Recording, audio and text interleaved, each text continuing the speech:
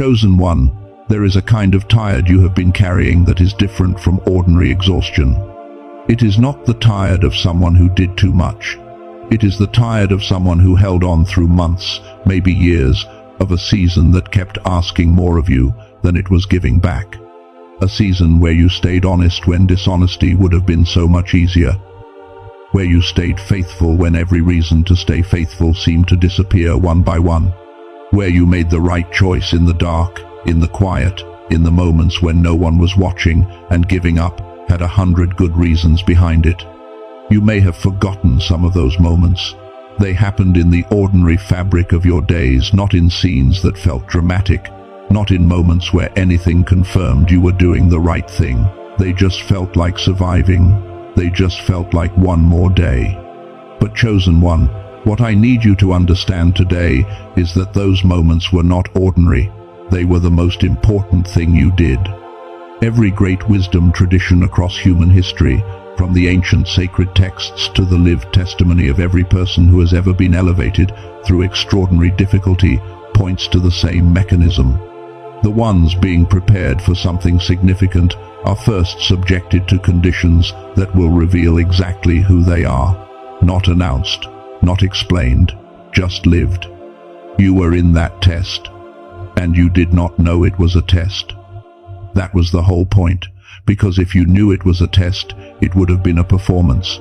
And what God needs to see is not your performance, it is your character. And you showed it. In the dark, in the quiet, in the real. Stay with me through this entire message today. Because by the time we are done, you are going to understand exactly what has been happening in your life, why the pressure came, what it was actually measuring, what it qualifies you to receive, and how to position yourself for the reward that is already in motion for you right now. This is not a short message, but every single part of it was made for you. Stay with it. Let me start where you actually are, not where I hope you are, not where you want to be, where you actually are right now. There is a particular kind of heaviness that comes from a long season of faithfulness that went unnoticed. It does not sit in the chest the way grief does. It settles somewhere deeper in the shoulders, in the jaw, in a specific kind of quiet that finds you at the end of the day when the adrenaline has run out and there is just you and the reality of your life as it actually is. Maybe it was a relationship where you gave everything and received much less in return, and you chose not to retaliate. Maybe it was a situation at work or in your family where you saw exactly what the right thing was, and you did it, even though it cost you something real. Maybe it was a long period of waiting for a breakthrough, for a provision, for a door to finally open, and the wait stretched on so long that you had to make a quiet, private decision about whether you were going to let it make you bitter. You chose not to. Maybe not always perfectly. Maybe not without real anger, real grief, real nights where you questioned everything. But in the choices that actually mattered, the private ones, the costly ones, the ones no one recorded, you chose not to become bitter. You chose not to harden. You chose to keep your heart open, even when keeping it open was the most expensive thing you could do. And I need you to hear this clearly. That was not a small thing. Here is what most people misunderstand about enduring a hard season. They think endurance is passive. They think it is simply the absence of quitting. But what you did was active. Every single day that you chose not to close your heart was an act of will. Every morning you got up and decided to show up faithfully in your work, in your relationships, in your private conversation with God. That was a decision made in real time, under real pressure, with a real price tag attached. That is the difference between endurance and faithfulness. Endurance is surviving. Faithfulness is who you remain while you survive. Think about the fire.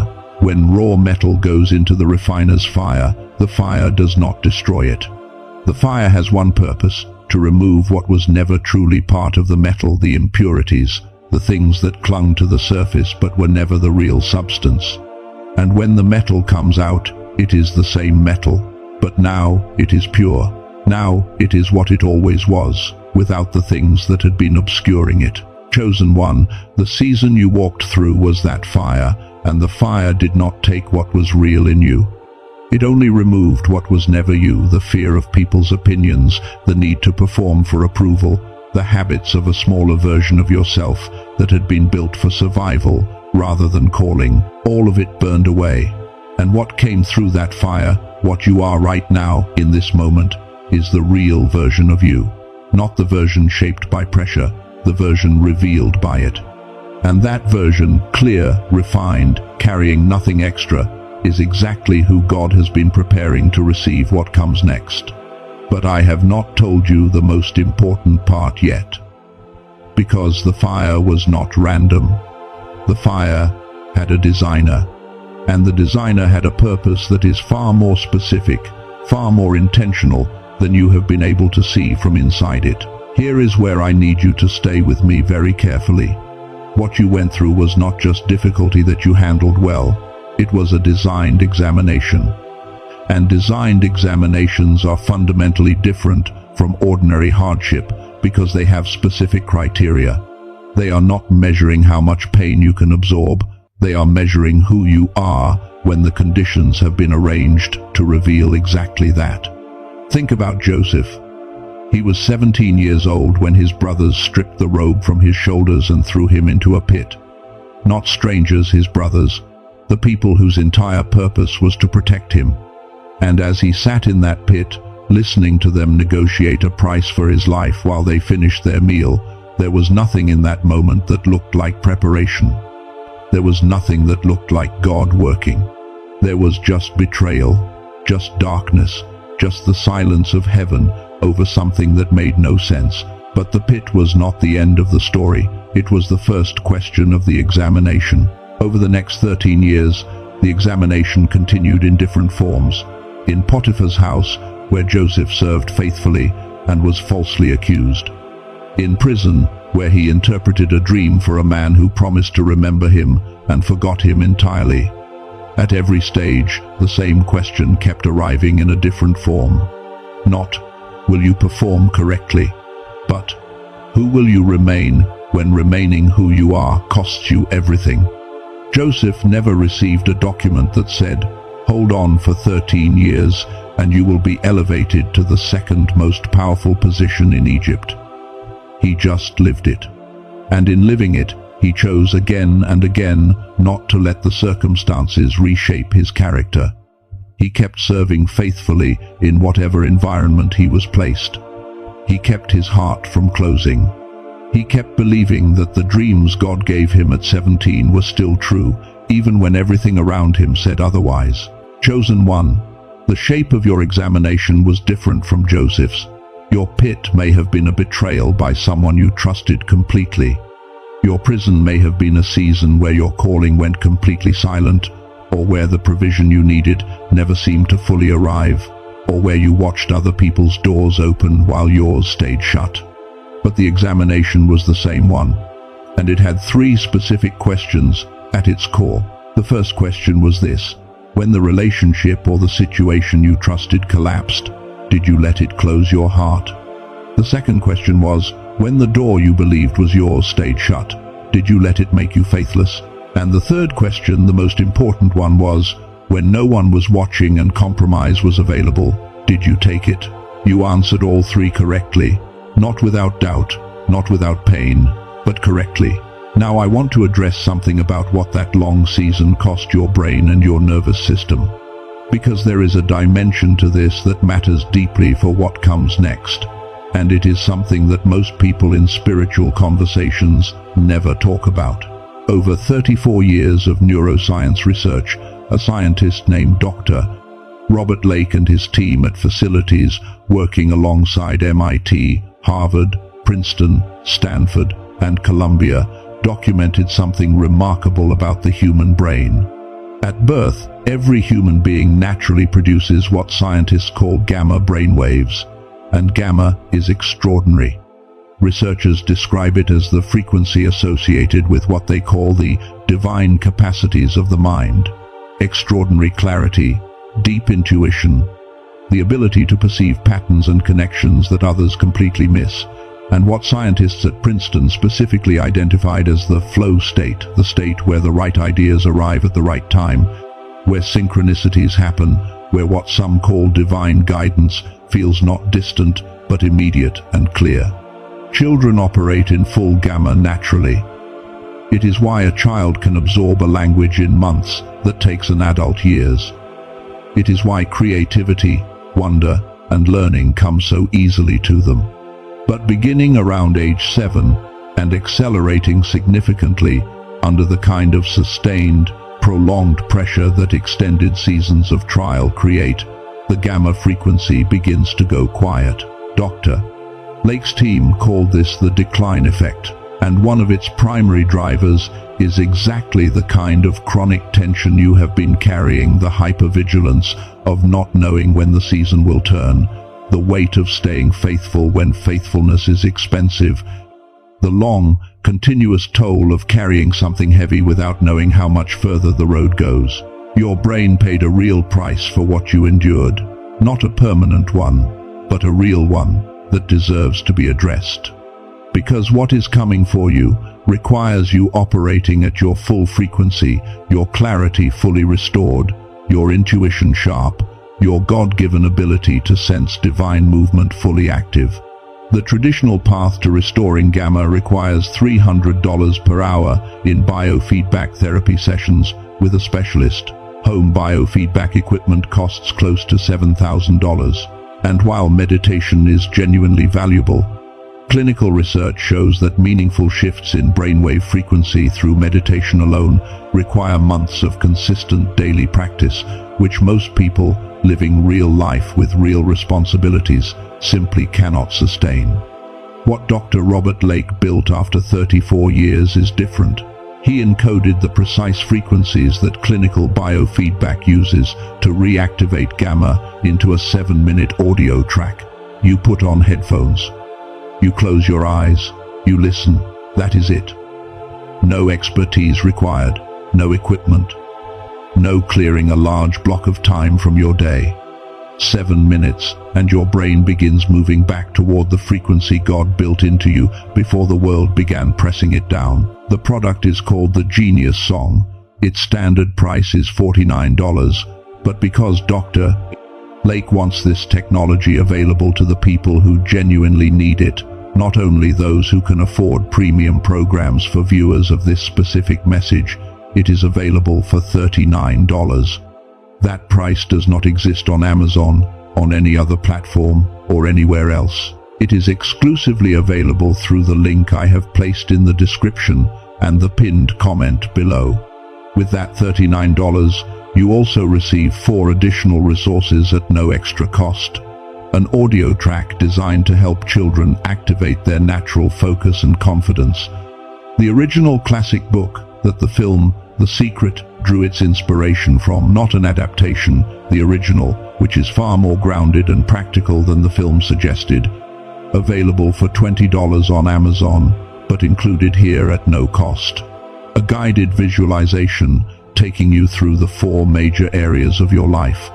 And a printable infographic outlining the 5 most important habits for building the future you are stepping into.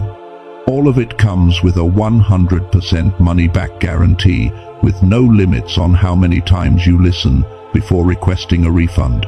If you feel no difference at all, you receive a complete refund with no questions asked. I want to be honest with you, this is a tool, not a miracle. It does not do the inner work for you. But for those of you who have been carrying the weight of a long season and whose natural clarity has been dampened by that weight, this may be exactly the support your nervous system needs as you enter the season of receiving what you have sown. One important thing I need to say clearly. There are currently a number of counterfeit versions of this product being sold through Amazon, Spotify, YouTube, and various other websites. Those versions do not contain the actual brain entrainment technology. They are ordinary audio files that use the name. The genuine product with the complete technology, all 4 bonus resources, and the money-back guarantee is available only through the specific link I have placed in the description and the pinned comment of this message. please do not search for it anywhere else. If you feel called to explore it, the link is there for you. For everyone, let us continue, because we have now established two important things: that what you endured was active faithfulness, not passive suffering, and that the faithfulness was exercised inside a designed examination with specific criteria, and you passed it. But here is the question that opens everything else. We know what you went through. We know you held. But what does passing this test actually qualify you to receive? And how does the return actually work? That is what we are going to go into now. And it will permanently change how you see your past and everything that is about to unfold in front of you. Chosen one, I want to begin this second part with a question. Not a rhetorical one, a real one. When was the last time you actually let yourself believe that something good is coming for you? Not hoped, not asked for in prayer, actually believed it, the way you believe the sun will rise tomorrow. The quiet, settled, unargued certainty of someone who simply knows. If that feels difficult right now, I understand. Long seasons of waiting train us to protect ourselves from belief, because belief that does not deliver is painful. And so we learn to hold hope at a careful distance, to not extend fully toward what we desire, because the withdrawal hurts less if we never went all the way. I want to speak to that today, because what is about to shift in your life requires a different posture. Not grasping, not striving, but a quiet, open-handed certainty that what was sown is real and what was sown is returning. Here is the truth that goes deeper than everything we have talked about so far, and it is the truth that most people in a season of waiting miss entirely. The reason the reward is available to you now is not because you suffered enough to earn it. Suffering is not currency. You cannot purchase a breakthrough with accumulated pain. The divine economy does not run on a point system where enough hardship adds up to a withdrawal. The reason the reward is available to you now is because you are now built to carry it. Let me show you what I mean. Look at a tree that has grown through years of difficult conditions, rocky ground, inconsistent water, exposed to wind and weather that easier trees never face. That tree develops a root system that a tree raised in perfect conditions will never have. And because of those roots, when it is time to grow in height, that tree can grow to a height the comfortable tree simply cannot reach. The difficulty was not punishment. It was the preparation for the scale of what was always intended. The same pattern runs through every account of genuine divine elevation in the wisdom traditions. Think about Moses. He spent 40 years in the desert before God spoke to him at the burning bush. 40 years. The man who arrived at that fire was not the impulsive young man who had fled Egypt. He was someone who had spent 4 decades learning patience, humility, and a specific kind of dependence that can only be learned in the wilderness. And what God needed him to lead was 2 million people through an impossible journey. The burning bush came after the formation, always after. Joseph needed 13 years of the pit and the prison before the palace could be given to him safely.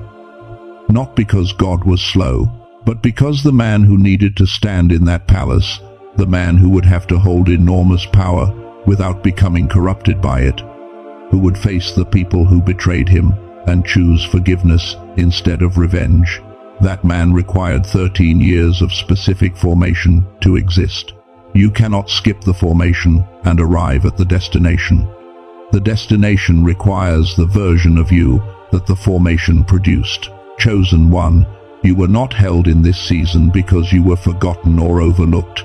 You were held because what is coming requires this version of you, the one that came through the fire, the one that knows what faithfulness costs, the one that will not abuse what it is given, because it knows in the deepest part of itself the real price of what it went through to become ready.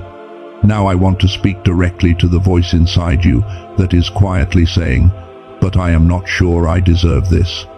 That voice is real, and I am not going to dismiss it, because it was formed in legitimate seasons of disappointment.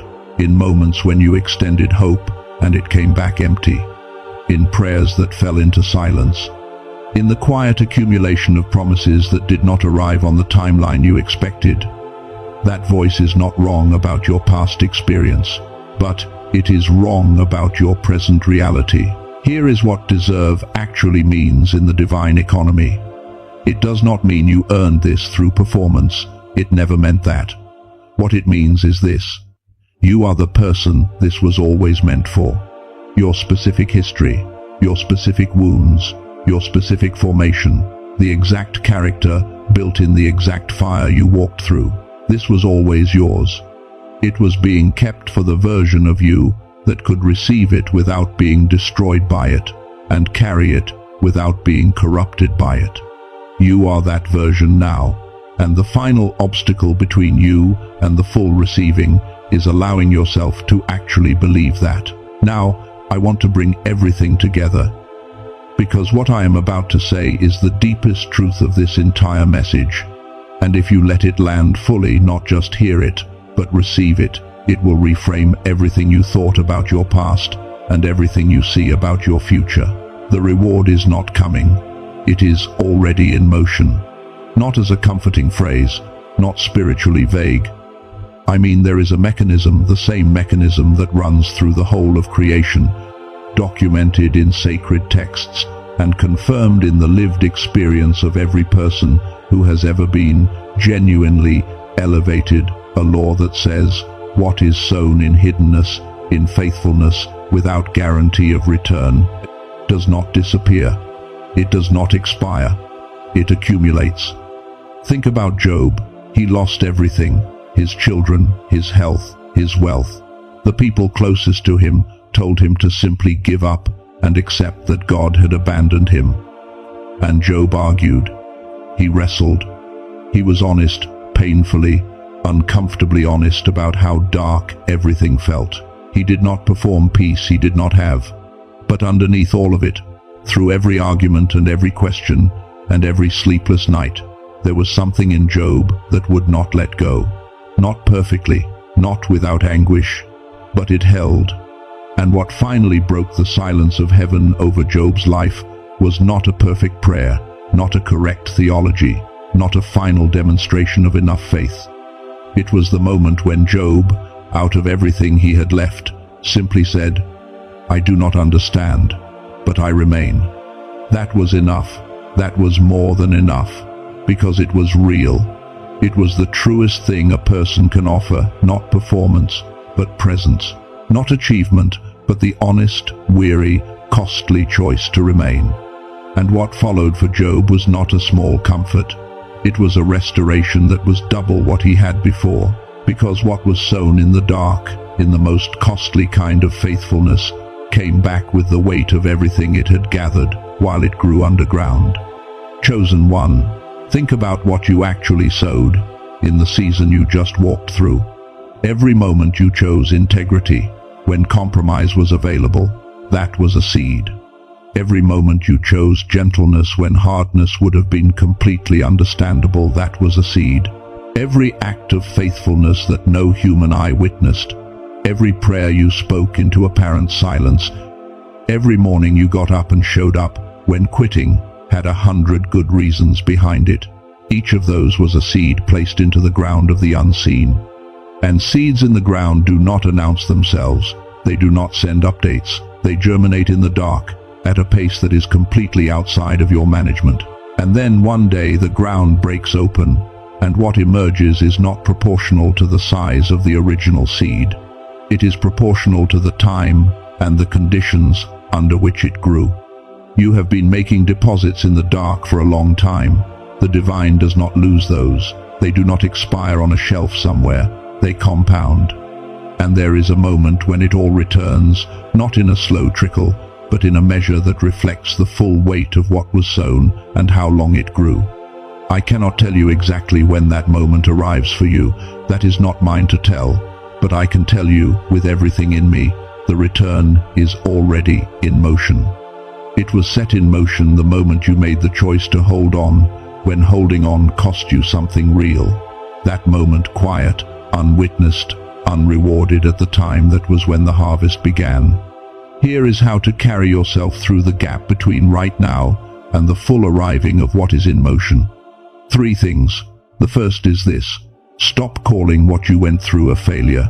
Stop calling it a delay. Starting right now, call it what it actually was. Formation. You were not behind. You were being built.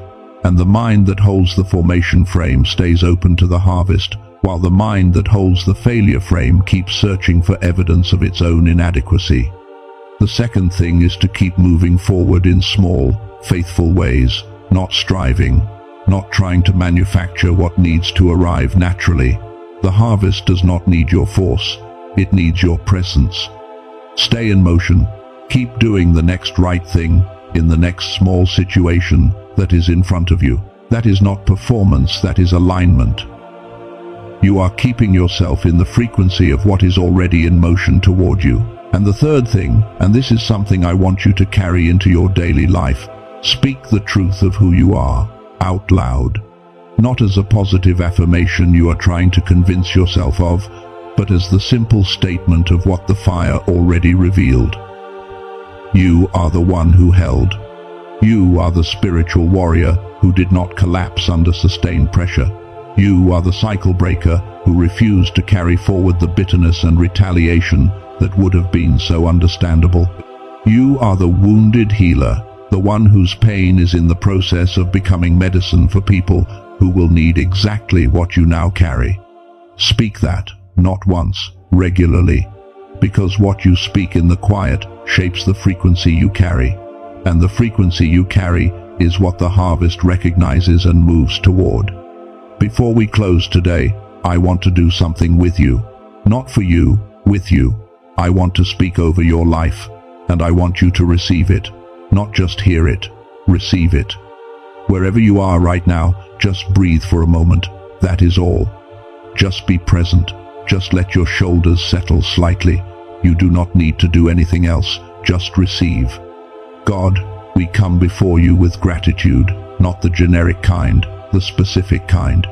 Thank you for watching what no one else saw. Thank you for counting every moment of faithfulness that went unrecorded by any human eye. Thank you for your presence in the pit, in the prison, in the silence between the promise and its arrival. You were there in every difficult morning. You were there in every quiet, costly choice. You were there when the price of staying faithful was at its highest point, and every reasonable thing in the world said, "Let go." Thank you that you never left. And now I want to simply acknowledge what has been carried, the weight that settles in the shoulders after a long time of holding on, the questions that were stored in the dark because there was nowhere safe to take them, the loneliness of a faithfulness that the people around you could not fully see or understand, the specific grief of watching other people's seasons turn while yours continued to wait. God sees every ounce of that. It was not invisible, it was not overlooked. Every single moment of it was witnessed and counted, and it matters more than you know. Now stay with me here. There are things we are releasing today. We are releasing the story that you were forgotten. That story is not true, and it does not belong to you anymore. We release it right now. We are releasing the self-judgment, every version of the voice that said, "You should have trusted more, believed better, broken through sooner." We release it. We are releasing the comparison to others whose seasons turned before yours. Their timeline was never your timeline, and measuring yourself against it has cost you enough already. We release it. We are releasing the unworthiness that makes receiving feel dangerous, the deep voice that says, "This is probably for someone else, I do not quite qualify."